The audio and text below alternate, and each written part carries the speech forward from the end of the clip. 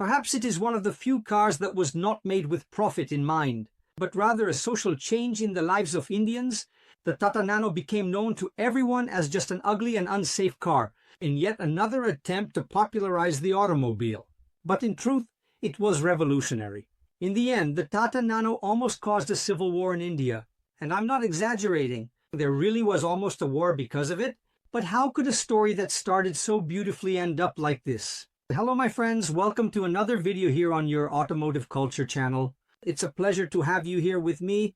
And today I brought an amazing story. The Tata Nano is a story I wanted to share with you because it always comes across as that ugly and strange car that doesn't make much sense to talk about. But actually it has a really cool story. And it's always good to know if you have grease running in your veins, you're going to like it. I already asked you to like and subscribe. If you want, become a member too. And let's get to this video. That's great. It's said that on a rainy day, Ratan Tata, the owner of Tata Motors, who actually passed away recently in October of this year, saw an entire Indian family on a motorcycle. It was a rainy day. They were literally in the mud. It was dangerous and that moved him. And he thought that he should, even out of a patriotic duty, create a vehicle that could serve the Indian people, Indian families, in a more comfortable way so they wouldn't have to get wet in the rain. You all know that India is a country with somewhat complicated social conditions, so a car would greatly help these families, and it was from there that he brought together Bosch, GKN, and several other companies that were his suppliers and proposed a great challenge to create the cheapest car to serve the Indian people. But before getting to that, I need to provide some context for you about this story. The Tata Group is a large conglomerate of about 76 companies. This is quite common in India. Companies that produce everything from screws to airplanes, or in the case of Tata, from teas to trucks. In fact, Tata has a partnership with the Brazilian company Marco Polo, a joint venture that produces buses in India. The Tata Group is quite old, but they basically started in 1945 with a locomotive business. In 1991 came the brand's first success, the Tata Sierra, an SUV, which was basically when it demonstrated to the world that it could produce a car on its own. After that, they went on to buy Daewoo's truck division. Yes, the same one that produced the Espero here in Brazil. And finally, Jaguar Land Rover. And from there, you can start to understand what happened with the Nano. But hold on, because its story is really cool, Tata currently produces some interesting models that might eventually make for a video here on the channel. The renowned brand offers popular models such as the Tiago, Punch, and Curvv, which are crossover vehicles known for their innovative design and performance, among many other models. But let's get back to the Nano. One of the big challenges of making a car for India is that India has various climates. You'll notice that making a car for Brazil would be much easier than making a car for the Indians. After all, this car would be running in a country that has everything from coastlines to roads at high altitudes, in snow-covered mountains with temperatures below -20 degrees, to a summer that can exceed 40 ador, from cities with a gas station on every corner to farmers living in remote villages without any resources. And there are also the so-called monsoon rains, a time when floods are common, and the Nano would need to withstand all of this. Did you realize how making a car for India is much more difficult than making one for Brazil? The idea of the Nano arises from India's social issues. As you know, India is a very populous country, and people use many motorcycles for transportation. Traffic laws are almost non-existent, so they pile up on the motorcycles with their children. And of course, this is dangerous, especially on rainy days. That's why some motorcycles, when launched in Pakistan and India, had a more square tank because they knew it was customary to fit the whole family on them. But I'll still talk about that when I discuss motorcycles here on the channel and the story of the Honda CG. Ratan Tata wanted a car that could carry families without the risks of falling or getting caught in the rain, and that would cost basically the same as a motorcycle. And obviously this is quite difficult. After all, indeed, to build a car you need much more material than to make a motorcycle. In addition, he sought to democratize transportation, bringing vehicles even to the most rural towns. At that time, the cheapest car in India was the Maruti Suzuki 800, which cost around 2 lakhs, approximately $4,000 at the time. Ratan Tata said in an interview that the car he was going to develop would cost 1 lakh, and thus the Nano became known as the 1 lakh car. What you still can't understand is how difficult it would be to reach that price. An analysis by the site Jalopnik shows that the Nano was proportionally the cheapest car in the world, being much cheaper than the Beetle was for Americans, or the Ford Model T. And now we arrive at the part about the construction of the vehicle. There were more than 500 engineers involved in this project. It is even said that in the place where the engineers worked to develop the Tata Nano, there were various parts of the vehicle in a certain corner and a big question saying, what could you do to make this model cheaper? The project was handled by a team of young engineers led by Girish Wag. Two major multinationals, Bosch and GKN, one of the largest producers of constant velocity joints in the world, were examples of how big companies were deeply involved in this project. These brands focused on how to cut costs in absolutely everything possible in every possible way. This included reducing the number of moving parts in components. And just for the drive shafts, 32 test parts were created. As the car gradually took shape, more brands joined the project. After all, it was an Indian car made for Indians. So that patriotic spirit, that patriotic issue also took over the environment, and everyone got involved in the project. Ratan Tata's idea was truly revolutionary. They didn't want to develop the engine from scratch due to cost concerns. However, after studying all the low displacement engines available, they realized that none of them fit, requiring a custom design. When the body was practically ready, Ratan Tata himself got into the vehicle and found it was very difficult for a man over 1.80 meters to enter. He then decided to increase the size of the body at the last minute. Imagine the work of relocating all the car's components at the last minute. But in part, it was worth it when the car arrived at the auto show and people saw a tall man like him getting out of the vehicle. They realized that indeed the car could offer some comfort. Finally, in 2008, the car was launched, and although it was not considered beautiful, obviously it cannot be denied that it was extremely functional. The engineers adopted a strategy of using the smallest possible space for the engine, leaving the entire body available for those inside the vehicle. So even though it was small, you didn't feel cramped inside. It was not claustrophobic, with a length of only 3.1 meters, a width of 1.5 meters, and a height of 1.6 meters. It was half a meter shorter than a Renault Kwid. The fact that it was tall and narrow even provided a certain amount of interior space, and being narrow allowed it to navigate the chaotic Indian traffic without difficulties. In fact, because it was narrow, a version was proposed for the police to replace bicycles. One of the car's only extravagances was a chrome emblem with the name. Otherwise, simplicity reigned. Just one rear-view mirror, wheels with only 3 bolts, vertical taillights and on the side, air intakes for the rear radiator. The engine was visible to anyone looking from the back of the car. Simplicity also reigned in the interior. A central panel with only 2 air vents, just a speedometer with all other gauges being digital, and the battery was strategically placed under the driver's seat to help distribute the weight. The engine was indeed a 2-cylinder gasoline engine with 35 horsepower and rear-wheel drive, coupled with a 4-speed manual transmission. In future versions, they would also release it with an automated transmission.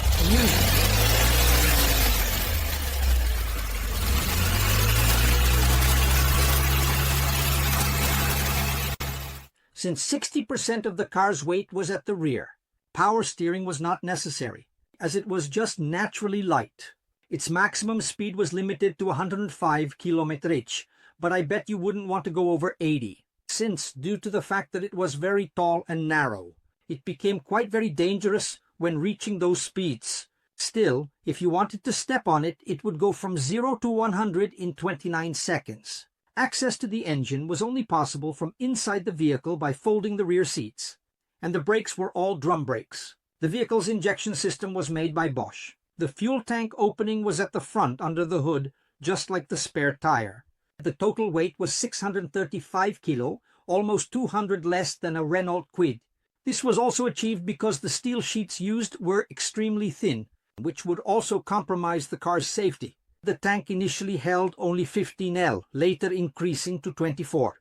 Its fuel consumption was exceptional, around 23 to 25 in the city without air conditioning, and up to 28 on highways. And yes, you heard correctly, without air conditioning, because in the future there would be versions with air conditioning, ABS brakes, and power windows. The media coverage was so good that near the launch of the Nano, its biggest competitor, the Suzuki 800 lost 20% of the market. Websites were overwhelmed with more than 1 million visits per day, and 30% of the cars purchased were already paid for in full with cash on the spot, to give you an idea of the hype the car was generating. But soon problems began. The factory was supposed to be in Singor, West Bengal. It would be basically next to Kharagpur, which had the best engineering institutes, and 100 kilometers from the port of Haldia. It was the perfect location, a good plot of land, tax exemptions, engineering institutes, and a nearby port for export. The idea was to turn the entire region into an automotive hub. The problem arose with the purchase of these lands. Many farmers agreed to sell to transform it into an automotive hub, but a large portion of them did not agree. Some said the price paid was too low and that those who agreed were actually getting more to support the project. This is the kind of dispute where we will never truly know who was really telling the truth. It could be that the farmers were indeed getting less than they deserved, but it could also be that some people influenced these farmers not to want the factory there. I really don't know who is right in this fight. The fact is that this event triggered turmoil and even confrontations with the police, politicians going on hunger strikes, and some farmers theoretically took their own lives because of this. All of this was significantly delaying deliveries. The cars were sold, but they didn't have their own factory. The few that were delivered were being produced in dribs and drabs at other Tata plants. Of the more than 200,000 sold, not even 30,000 had been delivered. And remember I mentioned that there was a big media campaign around the vehicle? Now imagine there were no cars to deliver. It's like making the whole play, crossing the ball and having no one to head it in and score the goal. All of this was creating a great deal of frustration among people. So all that excitement the Indians had with the car at the beginning, they ended up losing over time, as this impasse with local farmers was not resolved. Ratan Tata gave up on building the factory there and moved his factory to Gujarat Sanand, 2,200 kilometers from where it was originally supposed to be. And the result was 3,400 trucks transporting equipment. Of course, all of this increasingly delayed the deliveries. Only in June 2010 was the factory in Gujarat finally inaugurated, and the production of the Tata Nano began at full steam. Note that it's almost 2 years. Imagine the loss from that. But then another problem arose. Some nanos simply caught fire, often while in motion, causing accidents. Tata's engineers began to study the reason, and to summarize, they claimed that some short circuits could have caused the fires, and promised to reinforce the system with more fuses to prevent this. Additionally, they also claimed the famous improvisation, that is, electronic equipment like sound and multimedia systems that were bought and installed incorrectly. And it is sensible. Imagine that the Nano was a cheap car, so its entire electrical system was very simple. Anything extra added could overload the system and cause a short circuit there. This problem was quite specific and was soon resolved by Tata, affected a small number of vehicles, but was enough to further damage the image of a car that was already struggling. Still in 2010, as a marketing strategy, Tata launched the Tata Nano Super Drive, where several Nano models would travel across India to promote the model, covering around 15,000 kilometers and passing through various types of terrains to demonstrate the model's robustness. But sales were poor, far from what was expected. Then some people spotted some Nanos with larger rear tires and a noticeably slightly different engine noise. They didn't know, but Tata, together with Bosch, was developing a diesel engine. It would be the smallest car in the world powered by diesel, achieving 40 kilometers per liter. Can you imagine how wonderful that would be? But unfortunately, the diesel version never came out. According to them, 4 engines were tested but subsequently discarded, since achieving that fuel consumption was very difficult and the production costs for the model would become unfeasible for the market. Finally, in 2013, the Nano Twist was launched. It underwent a facelift. With redesigned bumpers and a bit of the interior, they improved the seat fabric and included a multimedia kit, making the car's dashboard even more attractive. There were even partnerships with MTV India to attract young people. In 2015, it underwent a major facelift and became a much more visually appealing little car. But the big news was the incredible automated transmission, in addition to redesigning its instrument panel, which turned out quite nice. But things were no longer going well, and in 2017 it reached a production level of only 2 cars per day. it was no longer worthwhile to produce the Nano, and it was finally replaced by the Tata Tiago, which then became Tata's cheapest car at the time. But after all, what can we conclude about this vehicle? The main mistake of the Nano was its marketing. Indians did not want to be seen inside one out of embarrassment. That's right, over time, people began to associate the idea of the Tata Nano with poverty. So when someone was seen inside it, they felt ashamed because others would think they were poor.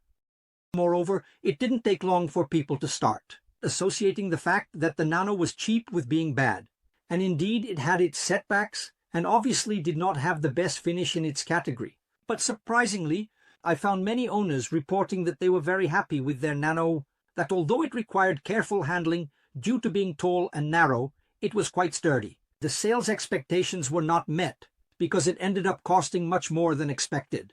It was only 16% cheaper than its competitor from Suzuki. The initial delays due to problems with the construction of the factory also contributed to the downfall. But I think the human factor was the worst. Buying a new car is always an achievement, but the Nano's advertising as a cheap car that replaces motorcycles did not evoke that feeling in people. You know that feeling of having a new car? Those who moved from a motorcycle to a Nano did not feel victorious or that they had progressed. It's like they found a way not to depend on motorcycles, but still didn't have a car. But one thing is certain, never tell Ratan Tata that he can't do something because he dedicated himself to the project. In fact, this phrase must be said in the past because he passed away now in 2024. The engineers themselves acknowledged that the Nano was a great achievement, a car that started from scratch and whose companies racked their brains to arrive at cheap parts that justified the price. And it's a body that, even though it's tiny, seems spacious. In my opinion, a car like this, as long as the flaws are corrected obviously, could indeed be a great alternative for people who are looking for more agile traffic for day-to-day life. To go to college, pick up the kids from school, go to the market, something like that. Of course, I also like big cars. I'm a fan of cars like the Honda Accord, but I won't deny that a small car like this could be a great alternative for many people in the city, including in Brazil, of course, as long as the flaws are corrected. Anyway, the Tata Nano managed to make history. And what a respectable history. I think in the history of all the vehicles I know, it is one of the few that was made without aiming 100% for profit. It really had a social objective. There are other cars that were also made with an objective not just for profit, but it was an engineering goal, to demonstrate power, strength. Not in this case. It had an objective to make people have more mobility in India, to ensure this car reached even the poorest. And I want to know your opinion. What do you think? Do you think if the Tata Nano came to Brazil, it would succeed? Do you think it was a good mobility option? If you like this story, I invite you to become a member, to like, subscribe, and leave a top comment to engage with me here. Thank you very much. Don't forget to check the links pinned in the comments. And see you next time.